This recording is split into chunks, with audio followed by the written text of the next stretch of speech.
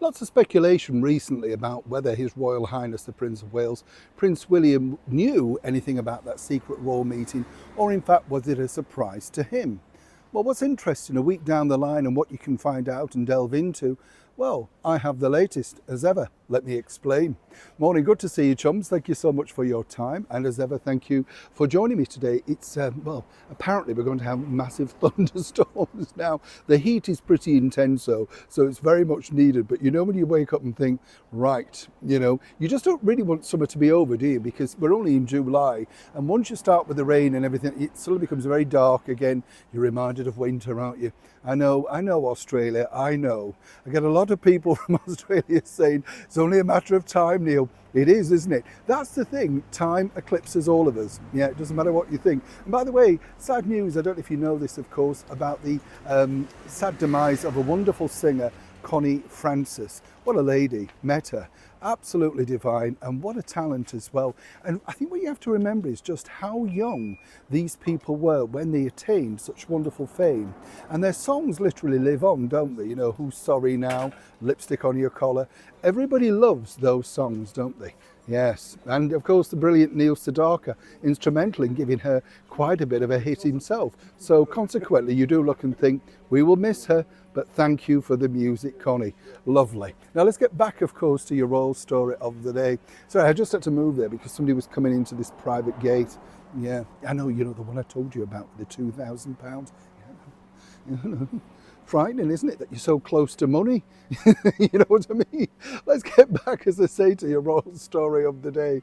Interesting this, because a week down the line from this, alleged fake royal secret meeting that was exposed, and, whichever way you look at it, it didn't come from Buckingham Palace, so it had to come from, well, somebody in Montecito.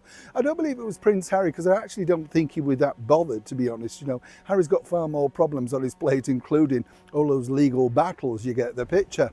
But what's interesting is that people often say, well, did Prince William have any idea? Because, of course, this was the period, this was the period that Wimbledon was going to be Catherine and his, nice big sort of moment, front page covers, all that sort of stuff. And rightly so, I love them. And I think, Wimbledon should shine. Why should it be pushed off from two people that have been named grifters because they don't want to do any work?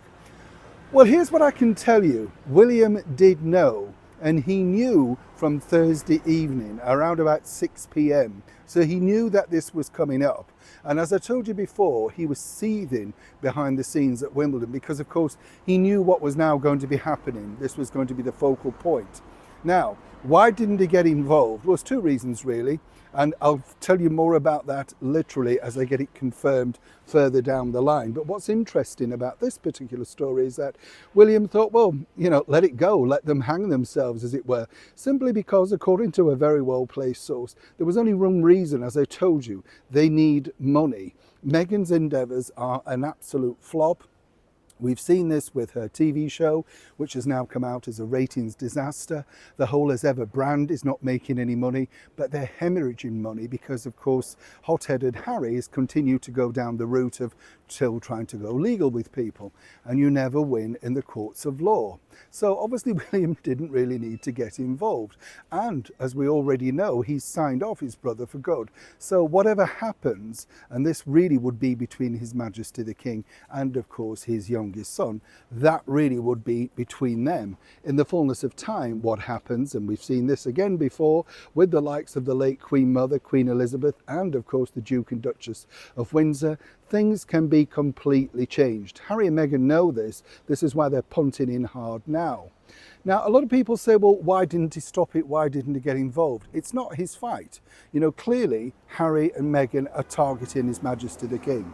And a lot of people say, well, he needs to draw a line under it. The King, whether you like it or not, has got a packed diary. He's not letting two people who struck out at him and his family going to bother him because obviously he wants to crack on with the things that he's trying to do.